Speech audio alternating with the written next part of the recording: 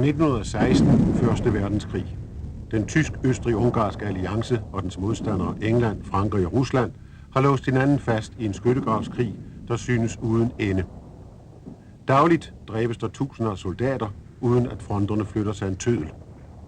Det synes, som om Europa skal forvandles til en stor kirkegård til ingen nytte.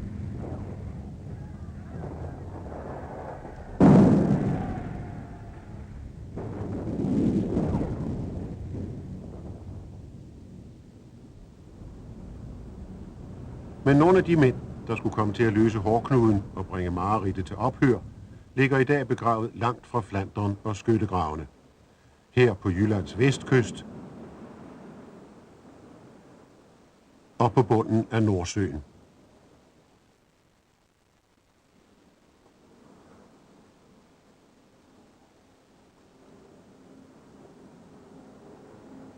Nøglen til denne, verdens hidtil største krig, ligger nemlig på havet, hos den engelske flåde, der i århundreder er blevet anset for uovervindelig.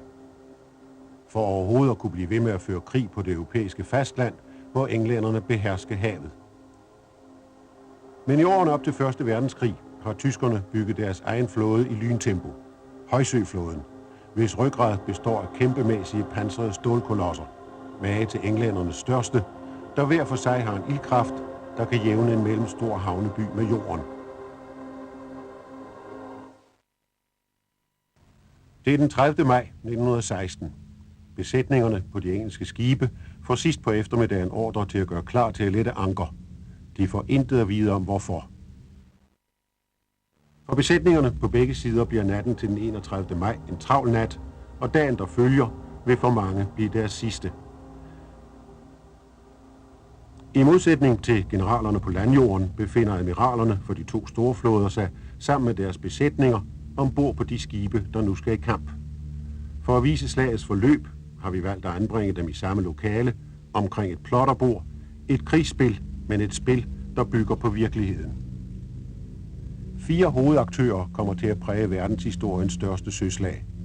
Admiral Reinhard Scheer, øverstkommanderende for den tyske højsøflåde.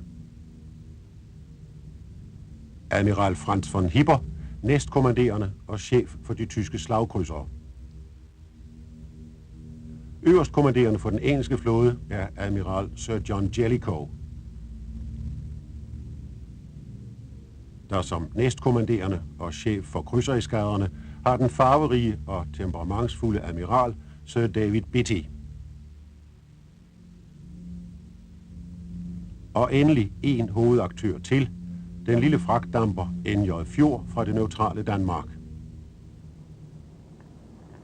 Kl. 15:40 den 30. maj afsender admiral Scheer et radiosignal til samtlige tyske flotiljeledere i Wilhelmshaven.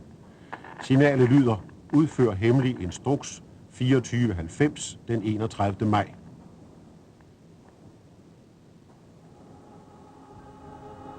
Englænderne opfanger signalet, men ved ikke nøjagtigt, hvad det betyder, men de er nu advaret om, at den tyske højsøflåde er i gang med en stor operation.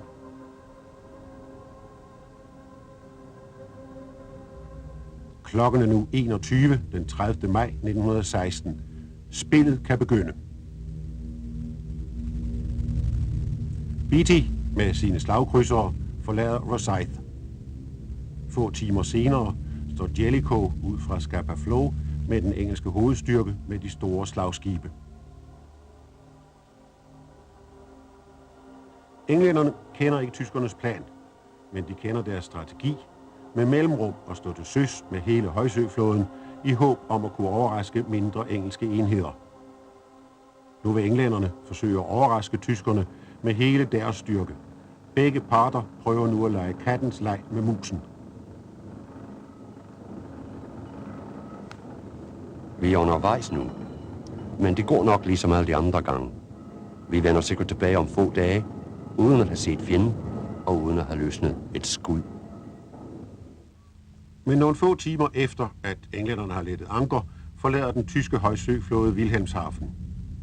Slagkrydserne først, anført af admiral von Hipper, og derefter, et par timer senere, selve hovedstyrken, de store slagskibe anført af admiral Scheer. Ved daggry er begge storflåder på søen i deres fulde styrke, men endnu ved de intet om hinandens positioner.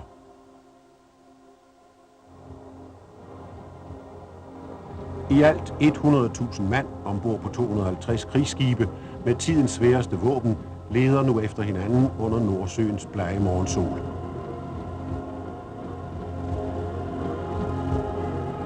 Scheer beordrer en zeppeliner i luften for at spejde efter fjenden, men vindretningen er imod den, og den må returnere med uforrettet sag. Og på det engelske flagskib Iron Duke har admiral Jellicoe fået en forkert melding fra efterretningstjenesten i London.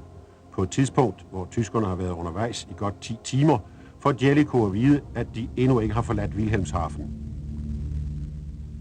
Jellicoe tror derfor, at han har tiden for sig. Han aftaler med Beatty, at slagkrydserne skal styre mod en position ved den jyske vestkyst. For at spare på brændstof til et eventuelt slag, vil Jellicoe med sine slagskibe give sig god tid til at slutte sig til krydsereskadrerne. I løbet af formiddagen bevæger den tyske flåde sig op langs Jyllands vestkyst, med von Hipper i spidsen med slagkrydserne og Scheer 60 sømil, omkring 110 km længere mod syd med hovedstyrken.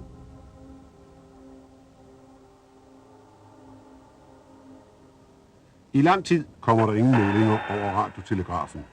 For ikke at røbe deres positioner, opretholder begge flåder radiotavshed.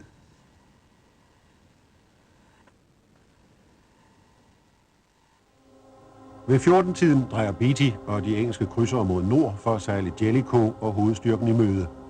Beatty og von Hipper følger nu en parallelkurs op langs Jyllands vestkyst, men er stadigvæk skjult for hinanden bag horisonten. De aner intet om hinandens tilstedeværelse. Kl. 14.30 observeres fra de forreste tyske skibe en røgsøjle mod vest. Admiral von Hipper beordrer krydseren Elbing og 2 destroyere til at gå frem og undersøge sagen. Elbing stopper det ukendte skib, der viser sig at være en fragtdamper fra det neutrale Danmark, NJ Fjord.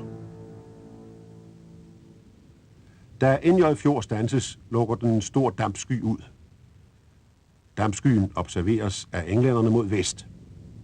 Admiral Beatty beordrer krydseren Galatea frem for at undersøge sagen. Ved NJ Fjord mødes den tyske og den engelske krydser, og mens det neutrale NJ Fjord hurtigst muligt forlader krigsskuepladsen, åbner kanonerne ild.